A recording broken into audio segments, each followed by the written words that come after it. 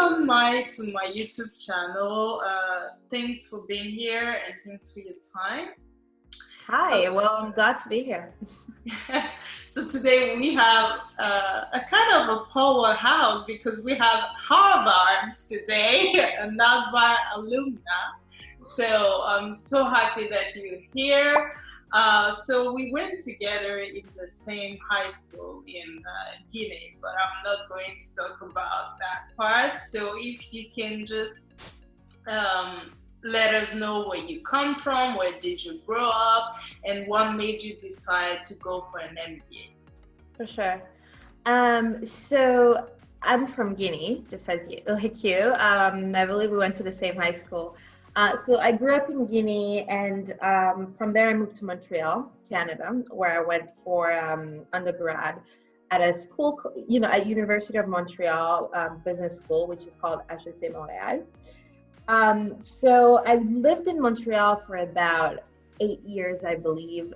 So after undergrad, I worked a little bit in finance and then landed in a company called Rio Tinto, which is a mining company, a global mining company that some people may know. Mostly working there in finance, in the CFO office, and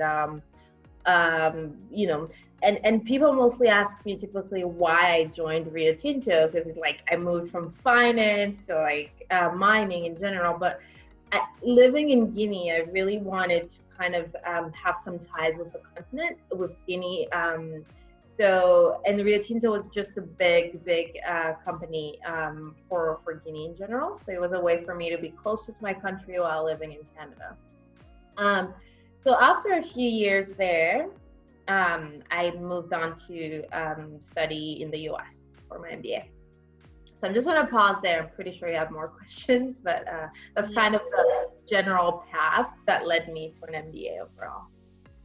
All right. So was Harvard your first choice? Yeah, it definitely was. It's a funny story because growing up in Guinea, I grew up in a family of dreamers a little bit. So my dad, I remember, gave me this book when I was 15, and it was pretty much written. It was a book about Harvard MBAs. I was 15, and he was like, "Yeah, hopefully someday you'll go there because the best people go there." And I don't know, it just stayed in my head because somehow I actually still have the book. And so Harvard has always been a first choice for me, and I always knew I would go for a master's. I didn't know when exactly, and so when that time came, it was obvious for me that it would be Harvard. Okay. Yeah, I did apply to other schools as well. Well, not many schools, just one other school, but all along I knew that I was going for Harvard. Okay. And was it for you, of course, as you already said, it was in your mind because your father gave you that book, but is it a choice for you because you wanted to get into, I don't know, strategy or more business focus or? Yeah. So I already had the business background when I applied, right, for my MBA. And it was a big question for me when I was applying whether or not I would actually do an MBA or what they call an MPA, which is a Master's in Public Administration. So I've always had this view that at the end of the day, I would end up in Africa, on a continent. And there I knew two things mattered in general, right? The government is everywhere, at least the Africa I'm from, right? And the second thing is, well, it's all about labels, especially for a woman, right? It's all about labels. So knowing those two things, right, I knew that I needed to tick those two boxes. So in terms of labels, it was a perfect match because I wanted to study, I wanted to go to Harvard, and I know Harvard mattered on the continent. And in terms of impact that you want to have, I knew that having the government side would be important. So I looked at the MPA and I looked at the MBA, and it just felt to me that the MBA would keep my options open, right? At the time, I wasn't sure exactly what I wanted to do after the MBA. I just knew that I wanted to do something that would eventually have an impact on communities and people in general. So I just wanted to keep those options open for me. So I went along for the MBA. So I did apply. The admission rate was a bit, lower than the MPA, but I just went for it because I was like, this is what I want to do. I probably won't get in, but I'll try. I won't be the one telling myself that I can't get in. I'll let them do that for me. So yeah, that's how it happened. Okay. And how was the process? Because, the process of getting into an MBA program is very intense. It can be frustrated at the same time. So what would you recommend to someone, especially a Black female, an African female who wants to get into an Ivy League business school? So I think, first of all, I think you have to believe in yourself, to be honest, because not many other people will. So, if you don't already, if you don't have that confidence, I feel like, you're already starting at a disadvantage. So the first step for me is like, believe that you can achieve it. And if it's not Harvard, it'll be Stanford or whatever other school there, but believe that you can and that you belong there, right? Because when you have that confidence, it shows in your application, it shows in your interactions once you get interviews, right? So I think that's the number one piece. The second piece is, I think, what we don't do well, and when I say we, I mean a lot of people that I know, at least a lot of Africans that I know, is that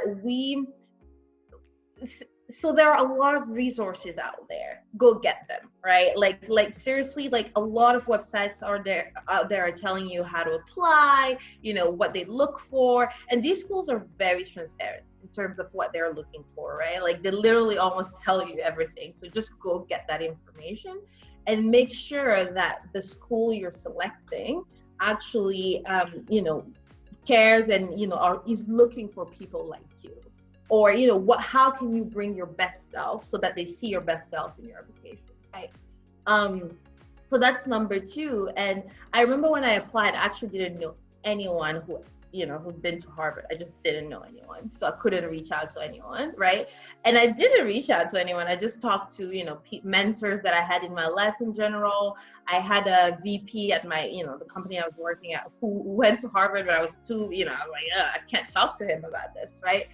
But today I see a lot of people reach out to me on LinkedIn. I don't know them, but they're like, hey, I want to apply. What should I do? And I'm like, this is great. And I always take a minute or two to answer and just give them tips. But I'm like, I should have done this, right? Like my ride would have been much, much easier. So I would encourage you to reach out to people, see around you who've been to the school that you want to go to and just talk to them. And the advice is out there, just go get it. And I think personally, it's just, don't pursue something that you believe will please this school or that school, right? I think pursue things that you're truly passionate about, because they're going to grill you on that, right? When you get an interview, they're going to ask you, why do you want to do an MBA, right? Like, why? Is it just the name, or like, why do you want this? And if you've done things that you've been passionate about for the past, 5-6 years, it will show in your application. They'll see that passion. They'll see that, energy. And that, to me, I think makes or breaks your case, especially during the interviews. Yeah. Speaking about, the confidence, I've been doing, this kind of interviews for now, I think 12 or 3 months. And the confidence, always people say, you have to be confident, you have to be confident. And it sounds really cliche, right? So what does confidence mean, when you are applying or when you talk to people? As you said, people can see that you are confident, but how to build, your own confidence, in your opinion? Right, that's a good question. So, because I think you're right, I think you can definitely build it. It's not something you're born with. Some people are born with confidence, and that's great. That's amazing. But I think it's something you can build.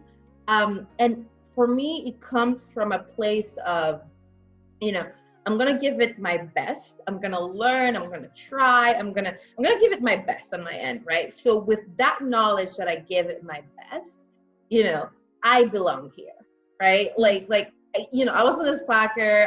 I didn't just rest on my laurels and just wait for things to be handed to me. So I worked for where I am. So, and that's the mindset. It's literally just the mindset, right? And for me, and I believe it may differ from one person to another, but for me, it comes from the fact that I did my homework, So sometimes I honestly, even at work today, I find myself in situations where I'm like, I don't know 10% about this subject, right? And I have this meeting in 2 days, and I'm like, how am I gonna get there in a place of confidence, right? And I do my homework for the next 2 days. I do what I have to do so that when I get into that meeting, I can actually tell them, hey, I don't know about X, Y, Z. And sorry, hopefully you can still hear me. There's some activity out there, but I can get to a place where I can tell people, I don't know about X, Y, Z, but I know about A, B. And they're confident that I really know about A, B. So, they're okay with me not knowing about X, Y, Z, right? So it's just bringing that to the table. Take something that you own and you know very well and bring that to the table with confidence. Believe that you know that topic, right?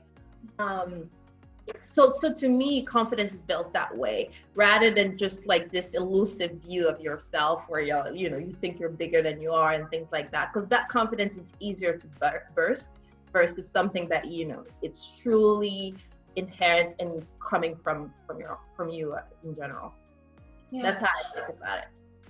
I think that's very interesting. The fact that you said not knowing everything, but be confident and sure about what you know. But I feel like African women, we struggle a lot with confidence because we have to work. We have worked so much to get into the place that we are now, and I feel like the society put on us, so many hardships, meaning that you have to work twice as your counterparts to get the position and so on, that we really struggle to get that confidence because we have to know everything, which is not, as you said, we don't need to know everything, but if we know A and B, we are sure about what we know and we go for that.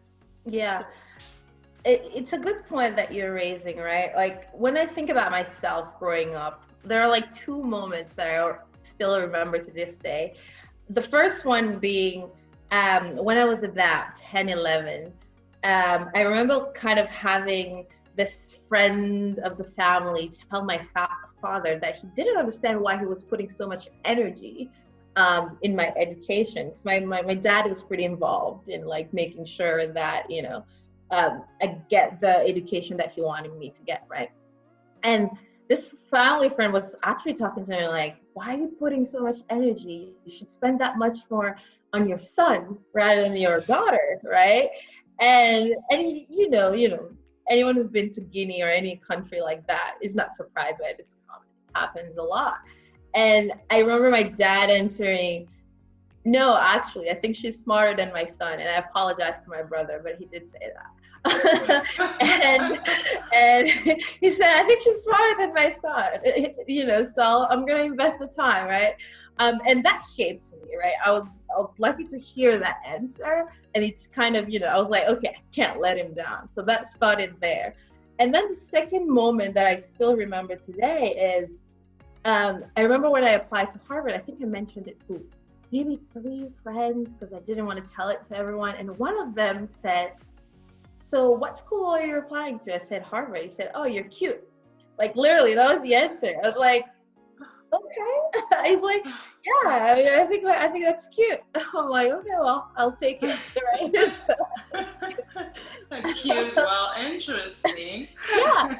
And these are just examples that I'm sharing, but there are many, many, many more out there. And I think every woman you talk to will be able to kind of mention a few more, right? It's just we start at a disadvantage where people don't think we can achieve as much, or they think that, they should spend more energy on men, they should respect men more, right? And it's harder for us. And I don't know what advice I can share, but like for me, it was always about, I never believed that a guy could do better than me. Just never believing that just helped me not, you know, stay fixated on that idea of me failing versus a guy, right? Because I was like, I don't see what, would explain him being better than me beyond experience or, whatever he's studied, etc. But like biologically, I don't believe in it, right? So, but I know our society is built in a way that, some people actually believe that.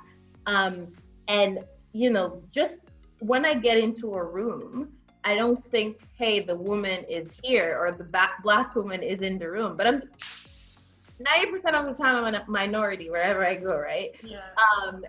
But I don't have that in my own head. That is their problem. That is their burden to carry, not mine, right? Mm-hmm. And the moment I remove that from myself, I just interact as I would in any other situation, right?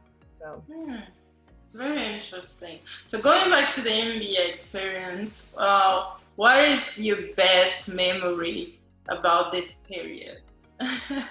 I guess you have many, but one. It's a really hard one. I typically tell people that those 2 years were, the best of my short life, and that I'm gonna try to make the next 30, 40 years better than those 2 years, right? It's like how I think about it, because it was an amazing experience for me. Just like the people you meet, are extremely smart, and I get extremely stimulated by that. People who are just smart, but not cocky about their smartness. I mean, some people were, don't get me wrong, but like most people were not. Most people are very humble, and like, they knew what they didn't know, but they were all extremely curious about learning more, right? And that was super for me, like stimulating for me. The other thing is, I just got thrown into this world that I didn't know at all. Like, I moved to an English-speaking country, Harvard, that you hear about on TV. You see things that you're like, is this real life, etc. So that growth was just incredible for me. Like, just being exposed to a different environment, like learning every single day was super stimulating for me. So it's hard for me to pinpoint a best experience, but like if I had to isolate something, it would truly be the travels I did during my MBA. And a lot of people will tell you that if you do an MBA without traveling with your, with the other students, you haven't done an MBA. And they all know they spend way too much money on travels. But to me, it was really like getting to go to different countries and learning from those different cultures, just like exposing myself. So the school would plan a lot of like educational travels in different countries, different regions, where we would work with business leaders or presidents in those countries. And that was just, I had an access that, I couldn't believe I had at the time. And it was great. I love that. And what about the worst memory? That's a good one. The worst memory. It's not school related, I guess. It's like I got stuck in an elevator in Brazil on New Year's Eve. So, and no one to save us. It was New Year's Eve in Brazil. So, but I wasn't alone. I was with a group of people. So we bonded. I guess we bonded around that. But overall, I think what you're alluding to is perhaps like some of the negative aspects of an MBA experience. So for me, it was really overall great. I think the one tiny thing that could have been better is, especially if you go to an American school, there's a big, I would say about 60% of the students are American. So they influence your learning that way, right? So I, as I typically say, I have a big mouth. So I've raised my opinions and all of that to make sure that they knew that, it wasn't just about the American perspective, but I wish we had more diversity so that, they could be confronted to different views, etc. So I think if I had to say, one thing that could have been better is that, diversity. I took it upon myself to fight that fight, and just like make sure that the African voice was raised, and or just a different voice was raised, and just not myself. A few other folks did that, but we were not enough, right? But I know other schools outside of the U.S. have a bit more diversity. So maybe, depending on what matters to you, you can look through that lens. Yeah. Yeah. What would you say to people that usually say, oh, when you are over 33, you don't need an MBA. Maybe you can do an executive MBA, but you're good, you don't need an MBA. Do you think that getting or going for an MBA is a matter of age or not? Not at all. It's definitely not a matter of age, the MBA per se, right? And I think the MBA versus the executive MBA is a different value proposition, right? So the executive MBA typically is really for what it says, executives, right? People who made it, through one entity or a few entities and made it to VP or like a very senior level, but they've never had a formal business training, right? That's typically why it was built. So then they go to this executive MBA and they get, business views on that. And I believe unless if you're 33 and you're already at that senior level, I don't see why you shouldn't go for an MBA, normal MBA. And I think the reason why people mention the age is typically the average age is kind of younger than 33. It's around, depending on the schools, it could be 28 or 30, right? It's rarely 33, 34, the average age, right? But an average is exactly what it is, an average, right? You have, like I remember in my section at HBS, we had like a couple of folks over 32, and one guy was, I believe, 40. If you watch this ever, I hope I didn't make a mistake there, but he was 40 or 40 something, and he had so much fun. He learned a lot. He was, he never saw his age as something different. People certainly won't treat you that way. They won't treat you like an old person unless you treat them as like young people. You know what I mean? Like, children, right? Mm-hmm. So I don't think people should get stuck on that idea of age. I think what you need to think about is, why do you want an MBA? And I had a few other friends who were like 35 and things like that, and they had very clear reasons why they were going for an MBA at 35, right? Either they couldn't do it before because they didn't feel like it was time to stop their career, or they or they just decided they wanted to change careers because it's a perfect way to switch lanes, right? So it depends on why you want it, but don't get stuck on the age for sure. Cool. So I have many questions, but we have to move on because we are already over 20 minutes. So here we play a game called Curious. So basically I give you a question or a scenario and you have to answer it within 45 seconds. Okay, so just be honest about the answer. Okay. So one person from history you could take to a walk or to lunch, who would it be? That's a good one. I don't want to be cliche because I already have an answer, but no, go for it. Yeah, I'm gonna go through the cliche, but that's the first name that came. I think for me, it would definitely be Nelson Mandela, right?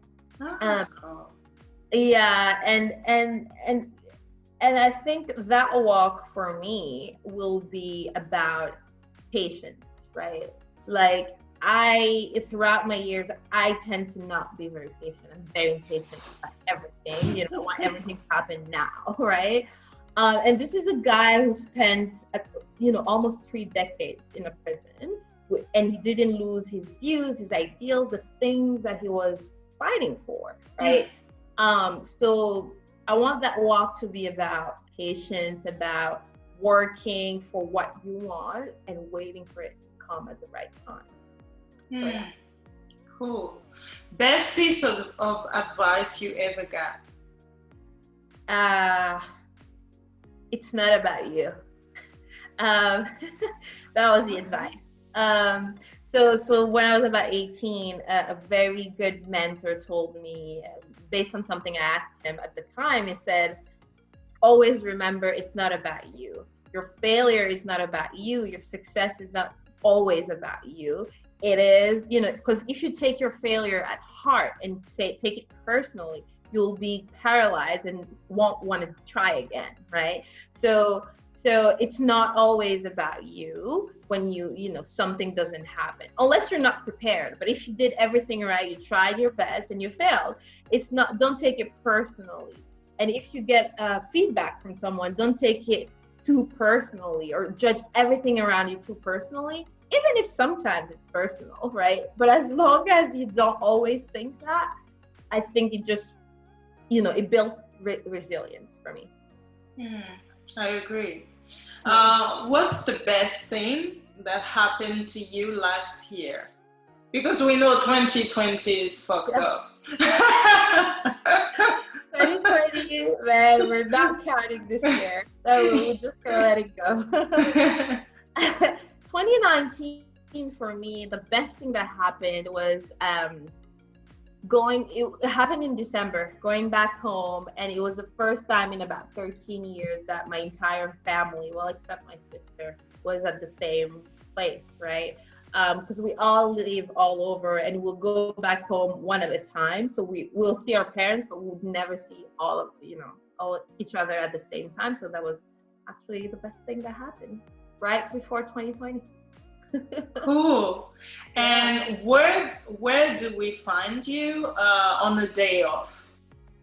Ooh, I love traveling, which is tough today, but otherwise you find me at brunch with friends. I'm extremely social, very extroverted, as maybe you may have noticed. And yeah, so with friends at brunch or reading, those are things I enjoy doing the day off.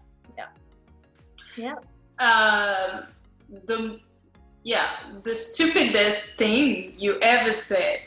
I mean, you remember you said the most stupid things ever. I don't think it was stupid. It was embarrassing. Can I use an embarrassing one? Yeah, okay. Sure. So, it happened in business school. I got to this dinner planned by the school with a lot of people and business people, and a guy sat next to me. And then he told me about himself. I didn't recognize him, but it's someone famous. I didn't even recognize his business at the time. And so he sat next to me, and I was like, "Where do you live?" He said, "In the Bay Area on the West Coast." And I was like, "Where is that?" And he's like, "SF, around San Francisco, the Bay Area." And I think I didn't hear it. I actually didn't hear it San Francisco. And I was like, where is that? So he took a pen. This is a CEO of a big company. He drew the map of the US and he was just showing where San Francisco was. And to me, that was embarrassing because, if you work in business, right? Like, where San Francisco is, where the tech companies are. So, and it was just embarrassing, but he thought it was cute. So hopefully. Okay, and what would you change about Africa or the world? What would you change about it? Yeah, I want to answer about Africa because it matters a lot to me, but what would I change is a lot of things. But if I had to focus on one thing, I think obviously, I just want us hopefully to have new leadership that cares about the 70% of Africans that are under 35, because we are the future of the continent.